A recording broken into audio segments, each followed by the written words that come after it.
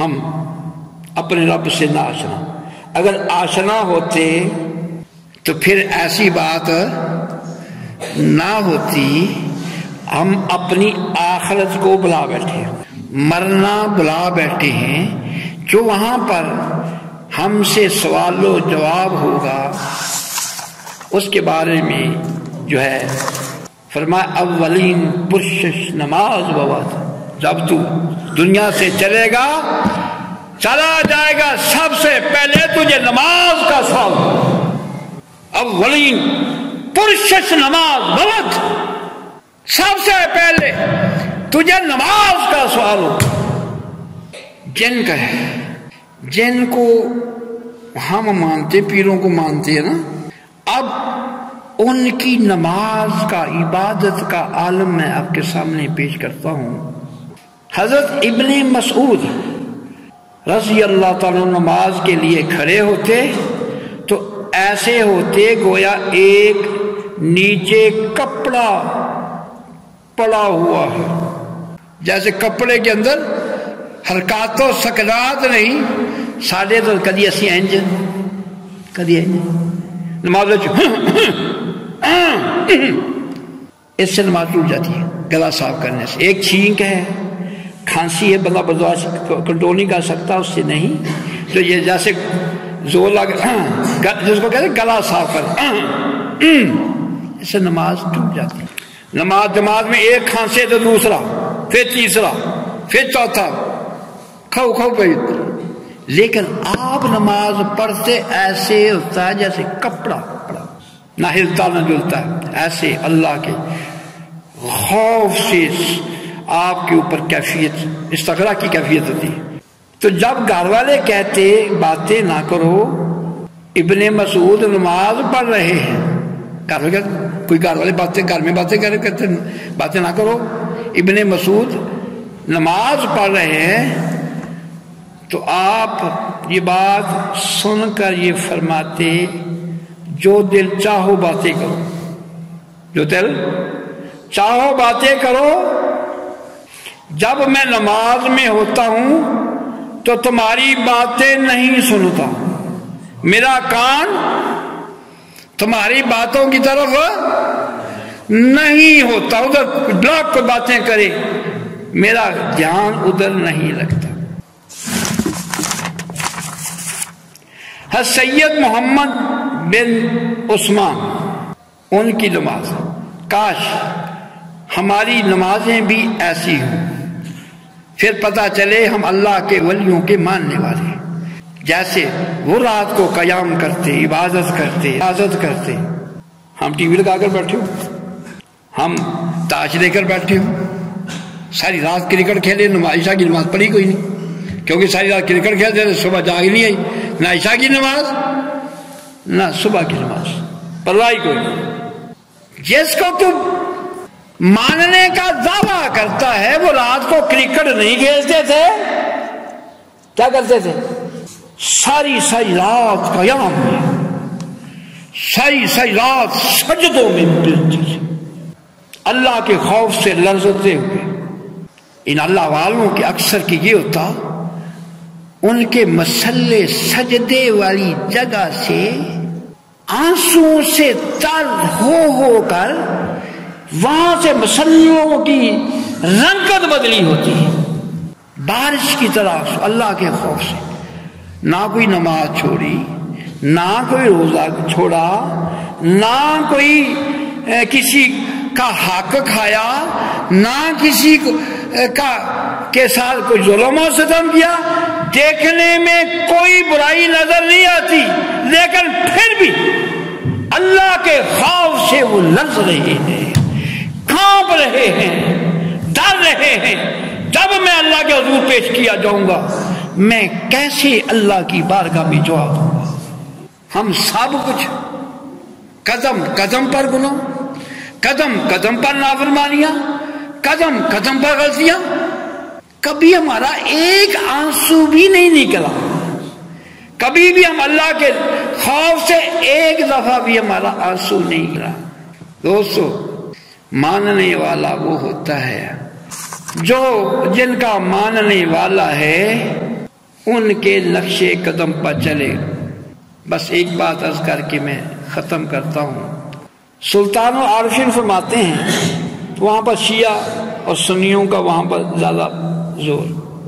آپ فرماتے ہیں نام ہے سنی نام ہے شیعہ، نام ہے سنی نام ہے شیعہ، میرا دل دونوں تو سڑیا ہوا، دونوں تو میں سڑیا۔ کیوں؟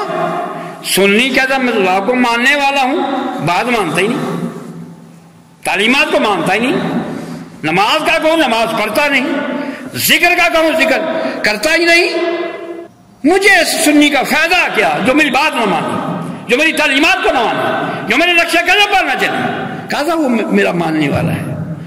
حضرت سعید تنوخی رحمت اللہ علیہ آپ کے بارے میں ہے، جب آپ نماز پڑھتے، نماز پڑھنے کے لیے کھڑے ہوتے، جب آپ نماز پڑھنے کے لیے کھڑے ہوتے تو ان کے آنسو بارش کی طرح برستے، نماز کو چھوڑی نہیں، پھر بھی اللہ کے خوف سے جب کھڑے ہوتے بارش کی طرح چھم چھم آپ کے آنسو بہنے شروع ہوتے۔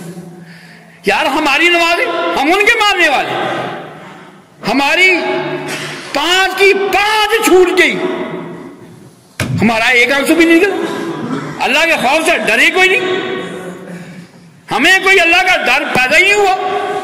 میں نے کتنا بڑا جرم کیا۔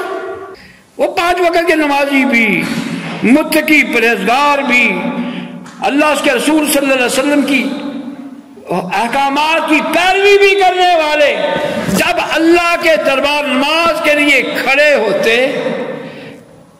ہوتے ہی آپ کے آنسو بارش کی طرح چھم چھم۔ کن کی بات ہے؟ حضرت سعید تنوخی رحمت اللہ علیہ۔ اللہ تعالیٰ ہم سب کو عمل کی توفیق نصیب فرمائے۔ دوستو، پیروں کو ماننا یہ نہیں تاکہ یا داتا السلام علیکم جائے بندہ داتا صاحب، کہاں جائے؟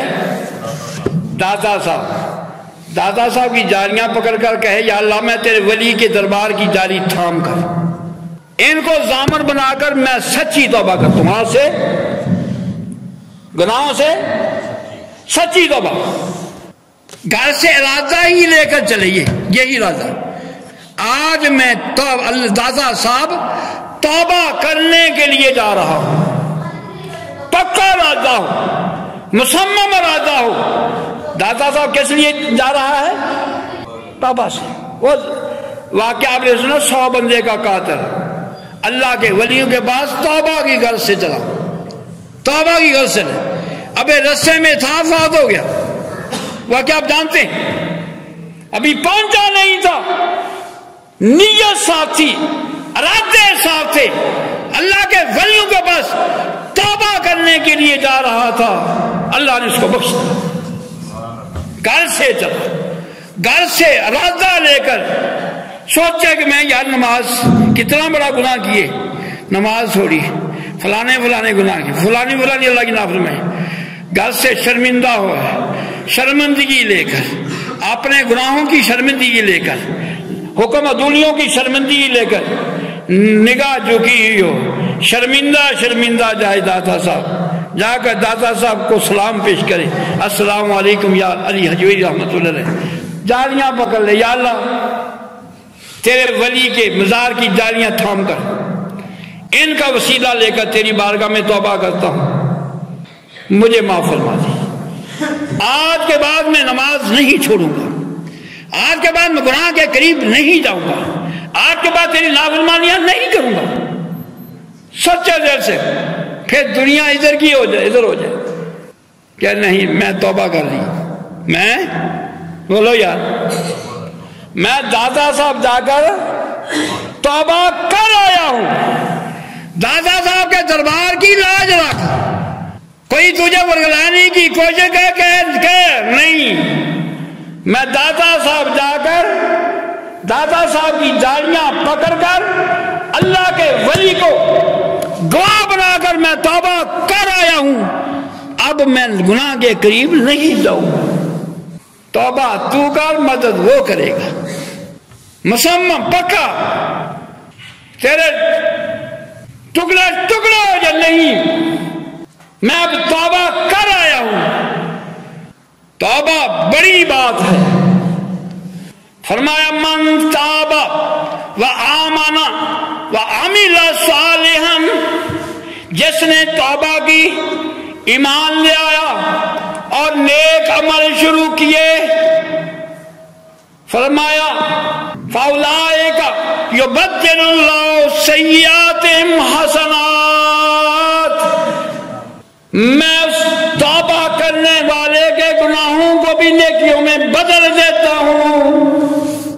توبہ تو کر، ادھر آگے بھی جیسے تو توبہ کر رہا ہے وہ بھی سب کریموں سے بڑھ کر کریم، سب مہربانوں سے بڑھ کر مہربان، سب بخشنے والوں سے بڑھ کر بھی بخشنے والا مہربان۔ توبہ پکی تو کر، دل سے توبہ کر، پھر دیکھ ہوتا کیا ہے، اس کے کرم کے دروازے کیسے کھلتے ہیں، اس کے بخشش کے دروازے کیسے کھلتے ہیں۔ وہ واقعہ میں نے آپ کو بتایا، موسیٰ علیہ السلام گناہ گار بندے نے توبہ کی، بارش نہیں ہو رہی تھی، ایک بندے کی توبہ سے چھم چھم بارش برسنے لگی۔ اللہ تعالیٰ ہمیں عمل کی توفیق نصیب فرمائے۔ وما علینا